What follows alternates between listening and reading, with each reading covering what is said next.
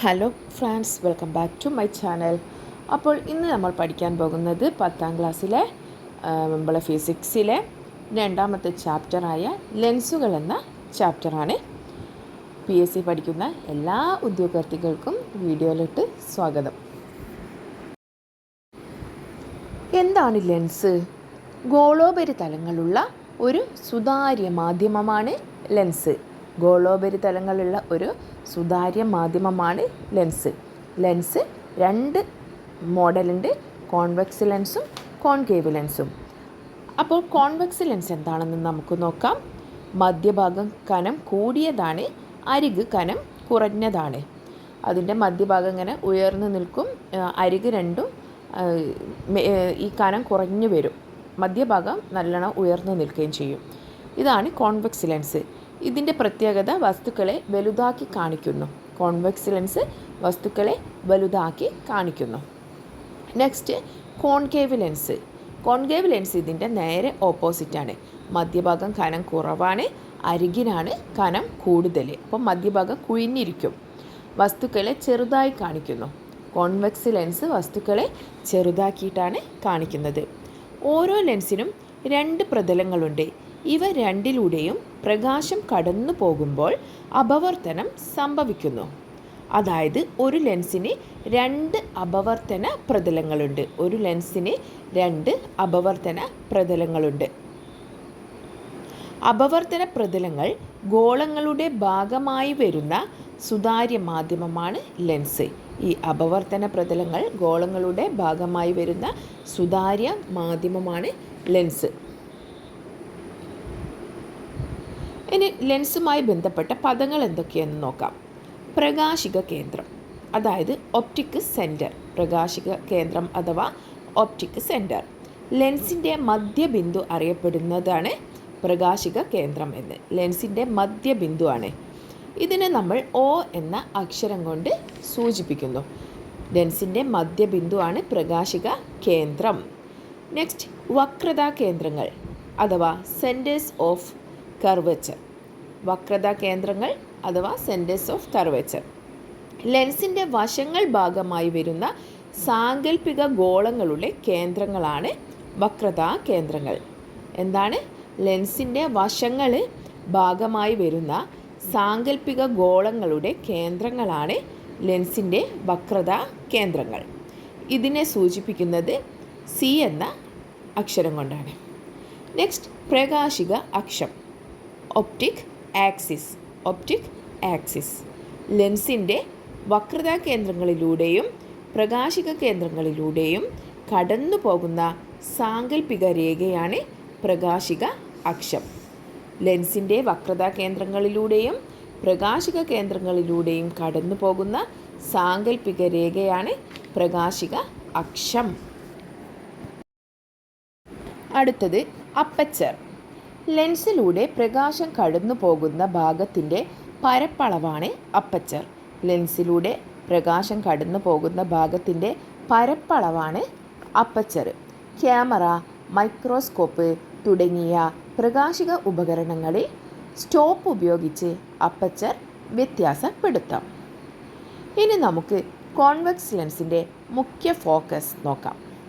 Convex ലെൻസിൻ്റെ പ്രകാശിക അക്ഷത്തിനു സമീപത്തു കൂടി സമാന്തരമായി ലെൻസിൽ പതിക്കുന്ന പ്രകാശരശ്മികൾ അപവർത്തനത്തിനു ശേഷം കേന്ദ്രീകരിക്കുന്ന പ്രകാശിക അക്ഷത്തിലെ ബിന്ദുവാണ് കോൺവെക്സ് ലെൻസിൻ്റെ മുഖ്യ focus. Capital letter F use ചെയ്തിട്ടാണ് ഇത് റെപ്രസെൻ്റ് ചെയ്യുന്നത്. പ്രകാശിക രശ്മികൾ കേന്ദ്രീകരിക്കുന്നതിനാൽ കോൺവെക്സ് ലെൻസിൻ്റെ മുഖ്യ ഫോക്കസ് യഥാർത്ഥമാണ്. കോൺവെക്സ് ലെൻസുകൾക്ക് ഇരുവശത്തുമായി രണ്ട് മുഖ്യ ഫോക്കസുകൾ ഉണ്ടായിരിക്കും. ഈ ഫോക്കസുകൾ പ്രകാശിക കേന്ദ്രത്തിൽ നിന്ന് തുല്യ അകലത്തിലായിരിക്കും. കോൺവെക്സ് ലെൻസിൻ്റെ പ്രകാശിക അക്ഷത്തിനു സമാന്തരമായി കടന്നു പോകുന്ന പ്രകാശരശ്മികൾ അപവർത്തനത്തിനു ശേഷം മുഖ്യ ഫോക്കസിലൂടെ കടന്നു പോകുന്നതിനാൽ കോൺവെക്സ് ലെൻസിൻ്റെ മുഖ്യ ഫോക്കസ് യഥാർത്ഥമാണ്. ഇനി ഫോക്കസ് ദൂരം എന്താണെന്ന് നോക്കാം. ലെൻസിൻ്റെ പ്രകാശിക കേന്ദ്രത്തിൽ നിന്ന് മുഖ്യ ഫോക്കസിലേക്കുള്ള അകലമാണ് ഫോക്കസ് ദൂരം.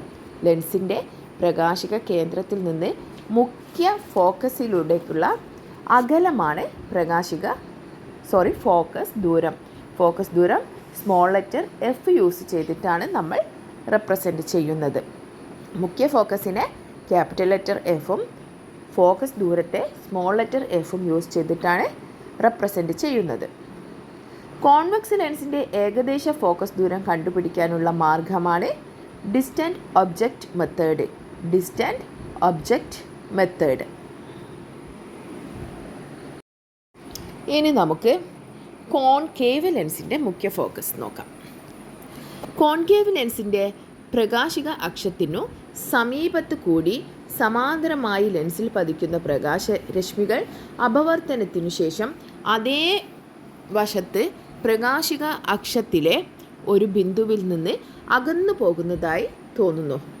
ഈ ബിന്ദുവാണ് കോൺകേവ് ലെൻസിൻ്റെ മുഖ്യ ഫോക്കസ്. കോൺകേവ് ലെൻസിൽ അപവർത്തന രശ്മികൾ മുഖ്യ ഫോക്കസിലൂടെ കടന്നു പോകുന്നില്ല. കോൺകേവ് ലെൻസ് ഉപയോഗിച്ച് പ്രകാശത്തെ ഒരു ബിന്ദുവിൽ നമുക്ക് കേന്ദ്രീകരിക്കാൻ കഴിയില്ല. അതുകൊണ്ട് കോൺകേവ് ലെൻസിൻ്റെ മുഖ്യ ഫോക്കസ് മിഥ്യയാണ്.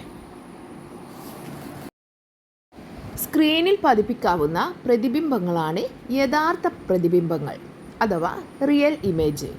യഥാർത്ഥ പ്രതിബിംബങ്ങൾക്ക് ഉദാഹരണങ്ങളാണ് കണ്ണിലെ റെറ്റിനയിൽ രൂപപ്പെടുന്ന പ്രതിബിംബം, ക്യാമറയിൽ ലഭിക്കുന്നത്, സിനിമാ സ്ക്രീനിൽ രൂപപ്പെടുന്നത്, പ്രൊജക്ടർ സ്ക്രീനിൽ രൂപപ്പെടുന്ന പ്രതിബിംബം. ഏതൊക്കെയാണ് യഥാർത്ഥ പ്രതിബിംബത്തിന് എക്സാമ്പിൾസ്? കണ്ണിലെ റെറ്റിനയിൽ രൂപപ്പെടുന്ന പ്രതിബിംബം, ക്യാമറയിൽ ലഭിക്കുന്നത്, സിനിമാ സ്ക്രീനിൽ രൂപപ്പെടുന്നത്, പ്രൊജക്ടർ സ്ക്രീനിൽ രൂപപ്പെടുന്നത്. ഇനി നമുക്ക് കോൺവെക്സ് ലെൻസ് ഉപയോഗിച്ച് ഉണ്ടാക്കുന്ന പ്രതിബിംബത്തിൻ്റെ സവിശേഷതകൾ എന്തൊക്കെയെന്ന് നോക്കാം. ഫസ്റ്റ്, വസ്തുവിൻ്റെ സ്ഥാനം വിദൂരതയിലാണെങ്കിൽ പ്രതിബിംബം എഫിലായിരിക്കും. പ്രതിബിംബം എഫിലായിരിക്കും. അപ്പോൾ പ്രതിബിംബത്തിൻ്റെ സവിശേഷത എന്താണെന്ന് വെച്ചാൽ യഥാർത്ഥമാണ് തല കീഴായത് വളരെ ചെറുത്. നെക്സ്റ്റ്, 2Fന് അപ്പുറത്താണ് വസ്തുവിൻ്റെ സ്ഥാനമെങ്കിൽ പ്രതിബിംബം മറുവശത്ത് 2Fനും Fനും ഇടയിൽ. യഥാർത്ഥമാണ് തല കീഴായതാണ് ചെറുതാണ്. വസ്തു 2Fലാണെങ്കിൽ പ്രതിബിംബം മറുവശത്ത് 2Fലാണെങ്കിൽ മറുവശത്ത് 2Fൽ. യഥാർത്ഥം തല കീഴായത് വസ്തുവിൻ്റെ അതേ വലിപ്പം. ശ്രദ്ധിക്കണേ, 2Fലാണെങ്കിൽ മറുവശത്ത് 2Fൽ തന്നെയാണ് പ്രതിബിംബം. അതുപോലെ വസ്തുവിൻ്റെ വലിപ്പം അതേ വലിപ്പം തന്നെയാണ്. അടുത്തത് 2Fനും Fനും ഇടയിലാണ് വസ്തുവെങ്കിൽ പ്രതിബിംബം മറുവശത്ത് 2Fന് അപ്പുറം. 2Fനും Fനും ഇടയിലാണെങ്കിൽ മറുവശത്ത് 2Fന് അപ്പുറം. യഥാർത്ഥം തല കീഴായത് വസ്തുവിനേക്കാൾ വലുത്. ഇനി Fലാണെങ്കിൽ മറുവശത്ത് അനന്തതയിൽ വളരെ അകലെയാണ് പ്രതിബിംബത്തിൻ്റെ സ്ഥാനമുണ്ടാവുക. അത് യഥാർത്ഥമാണ്, തല കീഴായതാണ്, വലുതാണ്. Fനും ലെൻസിനും ഇടയിലാണ് വസ്തുവിൻ്റെ സ്ഥാനമെങ്കിൽ വസ്തുവിൻ്റെ അതേ വശത്ത് മിഥ്യ നിവർന്നത് വസ്തുവിനേക്കാൾ വലുത്. ശ്രദ്ധിക്കണേ, തെറ്റാതെ പഠിക്കണം. ഇത് വളരെ ഇമ്പോർട്ടൻ്റ് ആയ ഒരു ഭാഗമാണ്. അടുത്തത് ആവർത്തനം. പ്രതിബിംബത്തിൻ്റെ ഉയരം വസ്തുവിൻ്റെ ഉയരത്തിൻ്റെ എത്ര മടങ്ങാണെന്ന് സൂചിപ്പിക്കുന്നതാണ് ആവർത്തനം. പ്രതിബിംബത്തിൻ്റെ ഉയരം വസ്തുവിൻ്റെ ഉയരത്തിൻ്റെ എത്ര മടങ്ങാണെന്ന് സൂചിപ്പിക്കുന്നതാണ് ആവർത്തനം. പ്രതിബിംബത്തിൻ്റെ ഉയരവും വസ്തുവിൻ്റെ ഉയരവും തമ്മിലുള്ള അനുപാത സംഖ്യയാണ് ആവർത്തനം. ആവർത്തനത്തിന് യൂണിറ്റ് ഇല്ല. ആവർത്തനം എങ്ങനെയാണ് നമുക്ക് കണ്ടുപിടിക്കാൻ കഴിയുക? ആവർത്തനം ഈക്വൽ ടു പ്രതിബിംബത്തിൻ്റെ ഉയരം ബൈ വസ്തുവിൻ്റെ ഉയരം. പ്രതിബിംബത്തിൻ്റെ ഉയരം ബൈ വസ്തുവിൻ്റെ ഉയരം. ആവർത്തനം 1ൽ കുറവായാൽ പ്രതിബിംബം വസ്തുവിനേക്കാൾ ചെറുതായിരിക്കും. ആവർത്തനം 1ൽ കൂടുതലാണെങ്കിൽ പ്രതിബിംബം വസ്തുവിനേക്കാൾ വലുതായിരിക്കും. ആവർത്തനം 1ൽ കൂടുതലാണെങ്കിൽ പ്രതിബിംബം വസ്തുവിനേക്കാൾ വലുതായിരിക്കും.